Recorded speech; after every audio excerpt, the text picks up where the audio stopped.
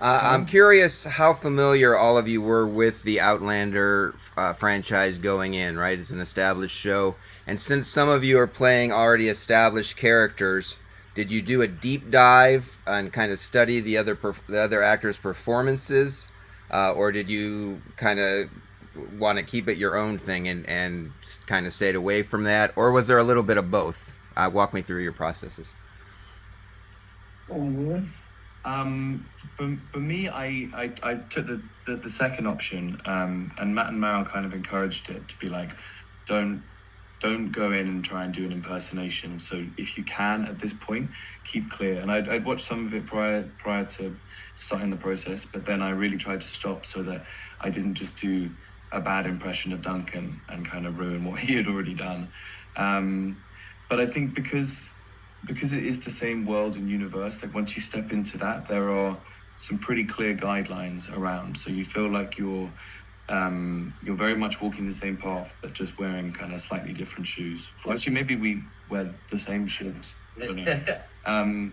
But yeah, then I'm hoping that once like what I'm doing is really firmed up, then I'll get to go back and watch what Duncan did. Like safe in the knowledge that I'm not gonna now like change what I'm doing in accordance to him, but just yeah, to basically just learn more about the character and just to enjoy seeing what Duncan did with from a different perspective. I think it's really nice having the show as well because you know the destination. So like you get to make the journey and the plan for the journey to get to that destination. So it doesn't mean that you're making an exact replica of what they're doing. But you're going, oh, I see where I'm going towards. Do you know what I mean? So that's quite a useful thing to have. yeah, and people change, especially when you're 18, 19 years old playing characters like Colin and Dougal.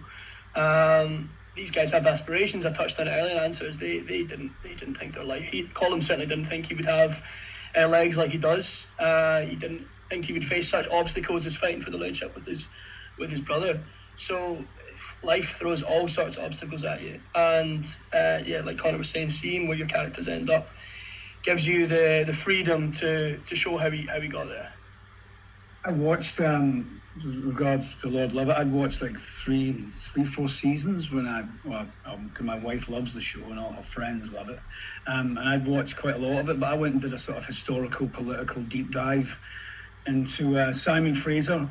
My nephew gave me this first edition book that he lives in Nuremberg in Germany, and he was at a little bookshop one day and he found this first edition, 1903 or something.